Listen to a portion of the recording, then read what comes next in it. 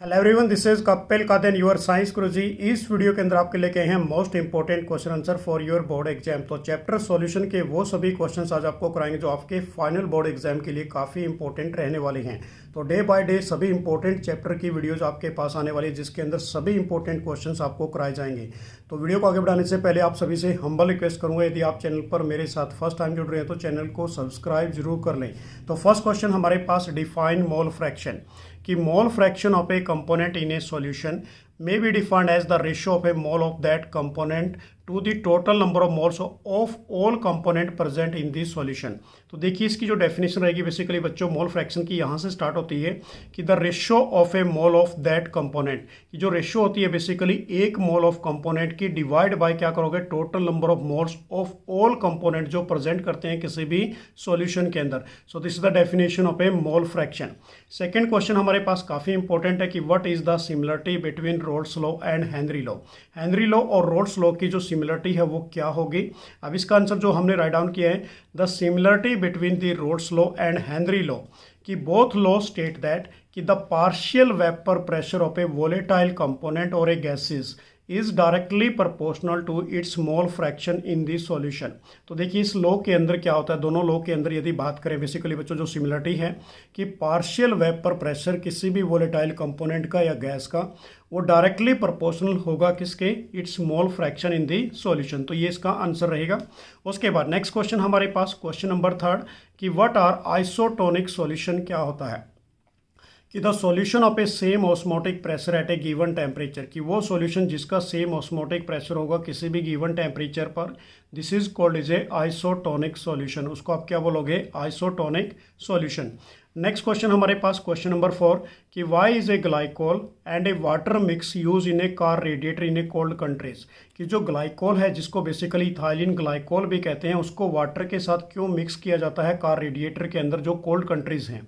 तो इसका आंसर क्या राइट डाउन करोगे आप, कि ethylene glycol lower the freezing point of a water. जो इथाइलिन ग्लाइकोल है वो बेसिकली वाटर के फ्रीजिंग पॉइंट को कम कर देता है, डिक्रीज कर देता है, कि due to this coolant in the radiator will not be freeze, ताकि वो जो कूलेंट्स होता है रेडिएटर के अंदर उसको फ्रीज ना होने दे।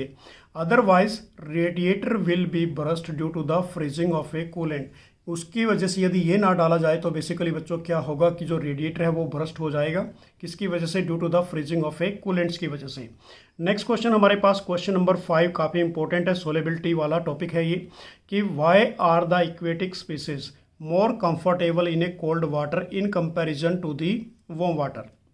अब यदि बात करें कोल्ड वाटर, कोल्ड वाटर के अंदर जो ऑक्सीजन है वो मोर डिजोल्व होती है as comparison of the warm water. तो इस केस में सोलेबिलिटी वाला प्रोसेस लगेगा हमारे पास। तो इसका आंसर आपने क्या राइट डाउन करना है कि at a given pressure the solubility of a oxygen in water increase and decrease in the temperature. जो सोलेबिलिटी है ऑक्सीजन की वो इंक्रीज होती है, डिक्रीज क्या होगा, टेम्परेचर, कि presence of a more oxygen at a lower temperature, जो ऑक्सीजन की प्रेजेंस है वो बेसिकली लोअर टेम्परेचर पे ज़्यादा होगी, make in the aquatic species more comfortable. इसलिए जो भी इक्वेटिक स्पीसीज हैं वो मोर कंफर्टेबल होती हैं किसके अंदर, कोल्ड वाटर के अंदर।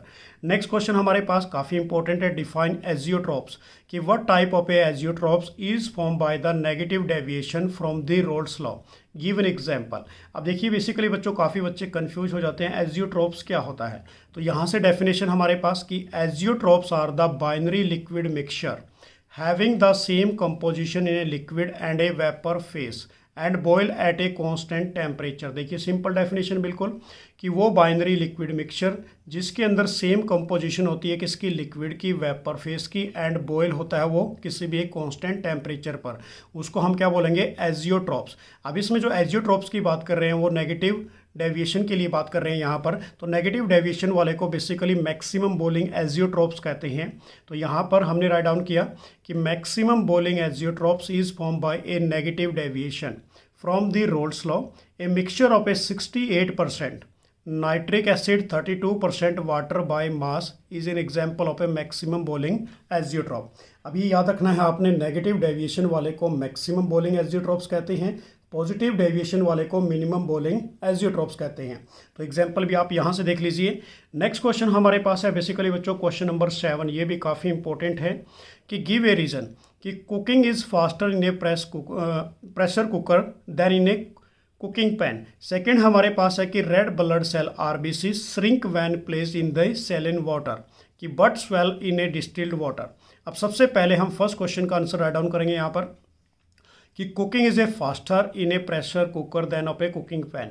अब इस केस में इसका आंसर क्या लिखना है आपने कि the use of a pressure cooker reduce cooking time.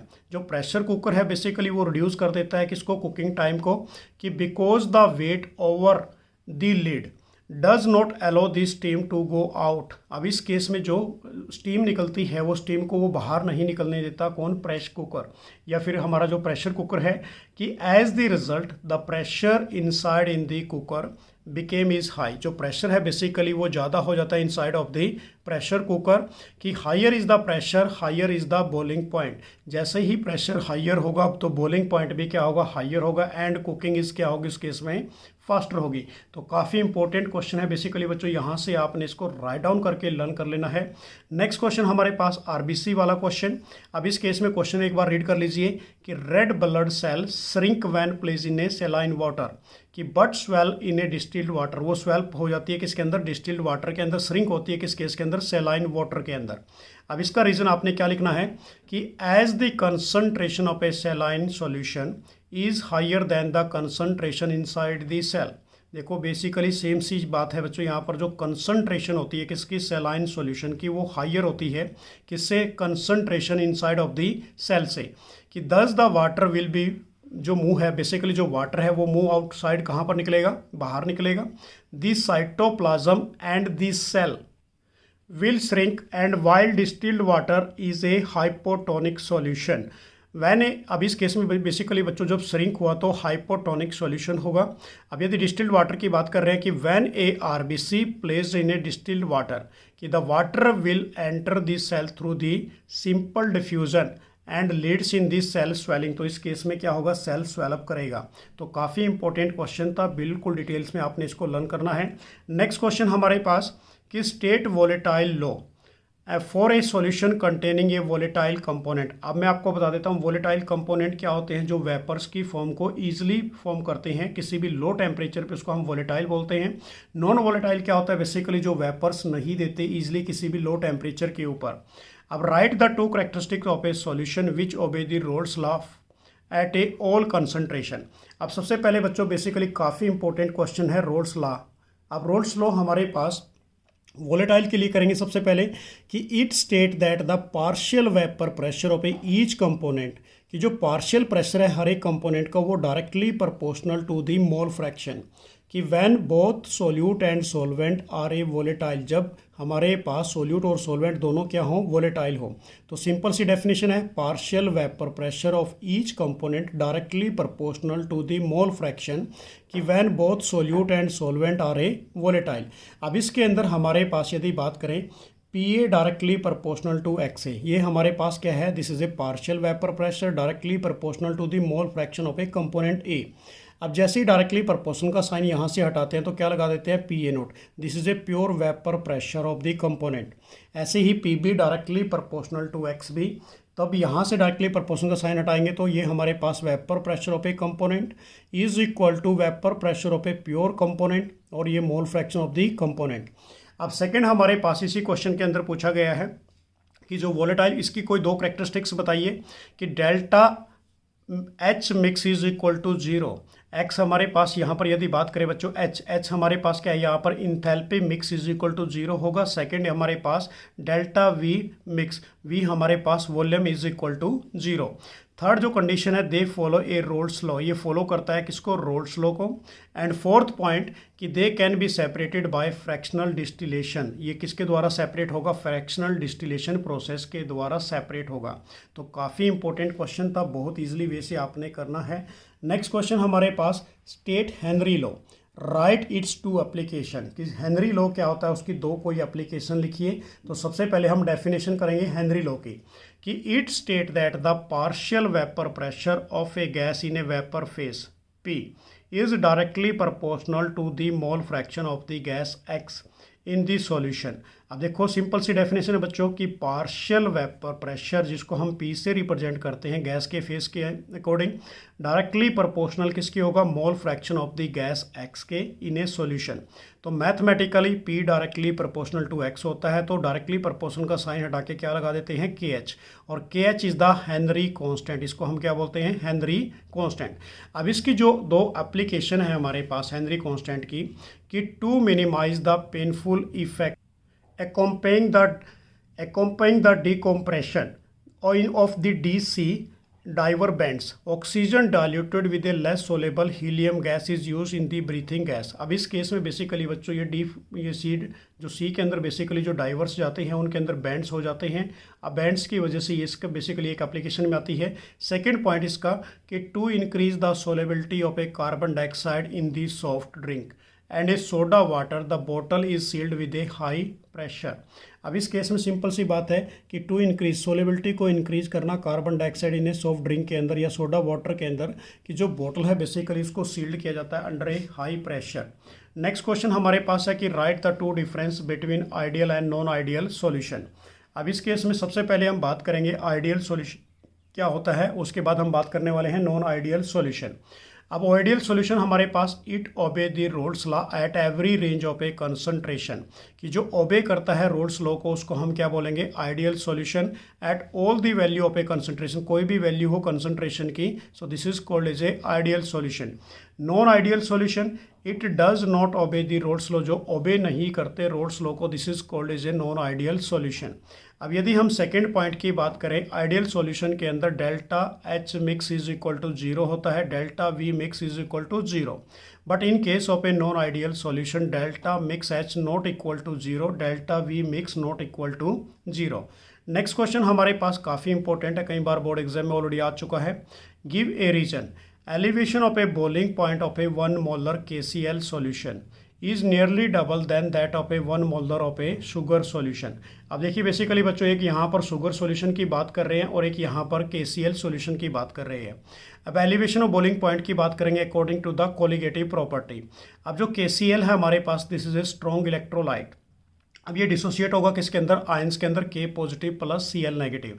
तो यहाँ पर आंसर में राइट डाउन किया कि KCl is a strong electrolyte, it dissociate completely into the ions, ये कम्प्लीटली डिसोसिएट हो जाता है आयंस के अंदर कि the number of particle are double as comparison of the solution या फिर शुगर सॉल्यूशन। अब क्यों होता है बेसिकली क्योंकि ये डिसोसिएट हुआ आयंस के अंदर, बट इन केस ऑफ यदि शुगर की बात करें वो डिसोसिएट नहीं होता कम्प्लीटली, तो उस केस में कोई भी आयंस नहीं बनेंगे। तो इसमें जो आयंस बने हमारे पास डबल टाइम हो गया, तो sugar is a non electrolyte, तो इसलिए यहाँ पर लिख दिया गया कि जो शुगर है this is a non electrolyte and does not form of A ions, ये आयंस की फॉर्मेशन नहीं देगा।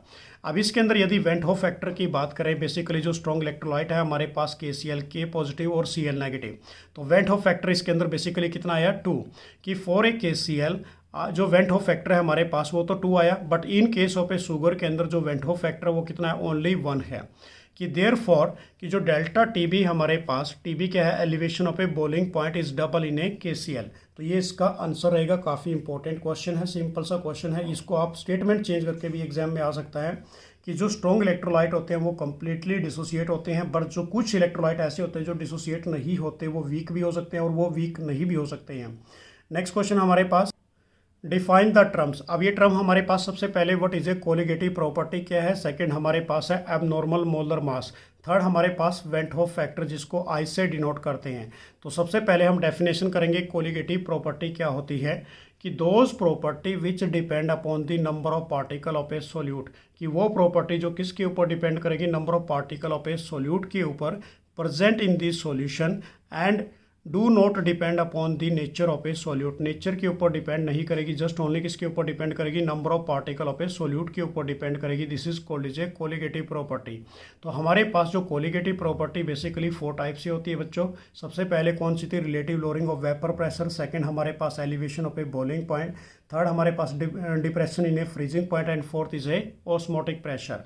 बस इतना याद रखना है आपने, किसके ऊपर डिपेंड करती है number of particle of a solute के ऊपर डिपेंड करती है, नेचर के ऊपर डिपेंड नहीं करेगी, नेचर ऑफ सोल्यूट। इस पे MCQ क्वेश्चन भी एग्जाम में पूछा जाता है। नेक्स्ट हमारे पास जो डेफिनेशन है एबनॉर्मल मोलर मास क्या होता है।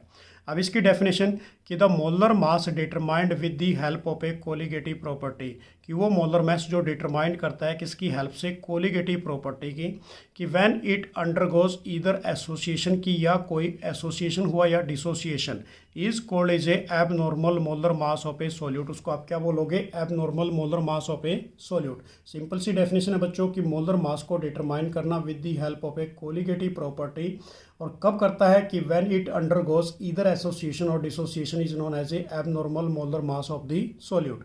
नेक्स्ट हमारे पास है वेंट हॉफ फैक्टर, जिसको हम आई से डिनोट करते हैं। काफ़ी इंपॉर्टेंट डेफिनेशन है कि it is defined as the ratio of a normal molecular mass to the observed molecular mass of the solute, this is called is a van't Hoff factor. ये definition किसकी रहेगी हमारे पास, वेंट हॉफ फैक्टर की।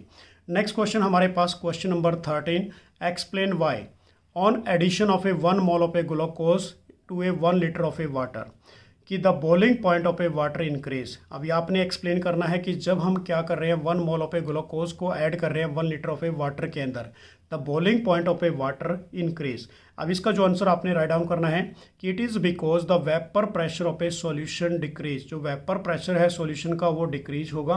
कि when a glucose is added to the water, जब glucose को किसके अंदर ऐड कर रहे हैं, वाटर के अंदर, कि therefore it is to be the heated at a high temperature, इसको हम हीटअप कर देंगे किस पर, हाई टेम्परेचर के ऊपर, कि so that the vapour pressure of a solution became equal to the atmospheric pressure, की जो वेपर प्रेशर है सॉल्यूशन का वो किसके इक्वल हो जाएगा, atmospheric pressure, that is the boiling point जो है बेसिकली सॉल्यूशन का वो इंक्रीज हो जाएगा इसके अंदर। तो सिंपल सा क्वेश्चन था, काफ़ी इंपॉर्टेंट रहेगा आपके एग्जाम के लिए। नेक्स्ट क्वेश्चन हमारे पास क्वेश्चन नंबर 14 कि व्हाट हैपन्स कि when the external pressure applied became more than of A osmotic pressure of a solution, कि देखो बच्चों यहाँ पर किसकी बात की गई है, जो एक्सटर्नल प्रेशर अप्लाइड करते हैं बिकेम मोर होता है as comparison to the osmotic pressure of a solution से। तो इसका आंसर आपने राइट डाउन करना है कि reverse osmosis will be take place, कि जो रिवर्स ऑस्मोसिस है वो टेक प्लेस होगा, कि solvent molecule from the solution move to the pure solvent, कि जो सोलवेंट के मॉलिक्यूल हैं सॉल्यूशन की तरफ से वो मूव करेंगे किसकी तरफ, प्योर सोलवेंट की तरफ, through the semi permeable membrane. Next question हमारे पास है कि what is made by the positive deviation from the Raoult's law, give an example what is the sign of a delta mix H for a positive deviation. अब यहाँ पर बच्चों जो question आया हमारे पास पॉजिटिव डेविएशन क्या होती है रोल्स लॉ की, अब इसका एग्जाम्पल भी देना है और इसको पूरा अंडरस्टूड करना है। तो देखिए इसका आंसर क्या राइट डाउन करोगे आप कि the deviation will be called is a positive, कि when the force of attraction between solute solvent molecule, जब फोर्स ऑफ अट्रैक्शन किसके बीच में होगी, सोल्यूट और सोलवेंट के बीच में, means like is A B is less than that of a solvent और सोल्यूट मॉलिक्यूल। अब सिंपल सी डेफिनेशन है कि वो deviation is called is a positive deviation, उसको कहते हैं जिसके बीच में force of attraction between solute solvent, जिसको हम ए बी से डिनोट कर देते हैं, वो लेस होती है as comparison to the A solvent या फिर solute B of this solution. So this is called is a positive deviation. अब इसका जो एग्जाम्पल हमारे पास जो मैंने राइट डाउन किया बच्चों कि ethanol and water shows A positive deviation from the roles law, कि जो इथेनॉल एंड वाटर है वो पॉजिटिव डेविएशन शो करते हैं रोल्स लॉ के अंदर। तो इसके अंदर delta mix H is equal to positive होता है, ये हमारे पास इंथैल्पी है तो ये पॉजिटिव होगी इस केस के अंदर। नेक्स्ट क्वेश्चन हमारे पास क्वेश्चन नंबर 16 कि why does sodium chloride solution freeze at a lower temperature कि देन ऑफ ए वाटर। अब क्वेश्चन हमारे पास क्या है कि वाई डज द सॉल्यूशन या फिर sodium chloride solution freeze at a lower temperature than of a water. अब इसका आंसर क्या राइट डाउन करोगे आप कि इट इज़ बिकॉज कि व्हेन NaCl इज एडेड कि vapour pressure of a solution became less, तो वेपर प्रेशर है सॉल्यूशन का वो कम हो जाएगा, लोअर हो जाएगा, and lower is the temperature the vapour pressure of a solid and the solution will became equal to, it means is a freezing point क्या होगा इस केस के अंदर, वो भी लोअर होगा। दोबारा फिर देखिए एक बार इसको, क्वेश्चन क्या था हमारे पास कि why does the sodium chloride solution, जो सोडियम क्लोराइड सॉल्यूशन है वो फ्रीज हो जाता है किसी भी लोअर टेम्परेचर पर देन ऑफ ए वाटर से। अब इसका रीज़न हमने क्या राइट डाउन किया कि it is because when NaCl is added कि the vapour pressure of a solution, जो वेपर प्रेशर है सॉल्यूशन का वो क्या हो जाता है, कम हो जाता है, कि लोअर इज द टेम्परेचर और टेम्परेचर भी लोअर हो जाएगा। तो vapour pressure of a solid and a solution became equal to, जो वेपर प्रेशर सॉलिड का और सॉल्यूशन का वो एक दूसरे के इक्वल हो जाता है, it means is a freezing point भी कम होगा। नेक्स्ट क्वेश्चन हमारे पास क्वेश्चन नंबर 17 कि why is an increase in the temperature observe on mixing of a chloroform and a acetone. अब देखो इसमें किसकी बात की गई है बच्चों कि आपने यहाँ पर किसकी बात करनी है जब मिक्स कर रहे हैं किसको, क्लोरोफॉर्म एंड एसीटोन को, कि why is increase in the temperature, temperature क्यों इंक्रीज होता है। अब इसका आंसर क्या राइट डाउन करोगे, it is because the force of attraction between the chloroform and acetone is more, कि जो फोर्स ऑफ अट्रैक्शन होती है इन दोनों के बीच में वो मैक्सिमम होगी। The force of attraction between a chloroform, ये हमारे पास क्या, this is a chloroform, chloroform and acetone, acetone, that means कि डेल्टा एच इसके अंदर क्या होगा, नेगेटिव होगा, और नेगेटिव होगा it means is a exothermic process होगा जिसके अंदर हीट एनर्जी रिलीज होती है and therefore increase in the temperature. तो इस केस में जो टेम्परेचर है वो भी क्या हो जाएगा, इंक्रीज हो जाएगा। तो ये थे हमारे पास टॉप मोस्ट इंपॉर्टेंट क्वेश्चन जो आपके फाइनल बोर्ड एग्जाम के लिए काफ़ी इंपॉर्टेंट रहने वाले हैं। तो नेक्स्ट वीडियो के अंदर फिर आपके लिए कुछ इंपॉर्टेंट क्वेश्चन लेके आएंगे। मेरी तरफ से आप सभी स्टूडेंट्स को बेस्ट ऑफ लक। जय हिंद, जय भारत।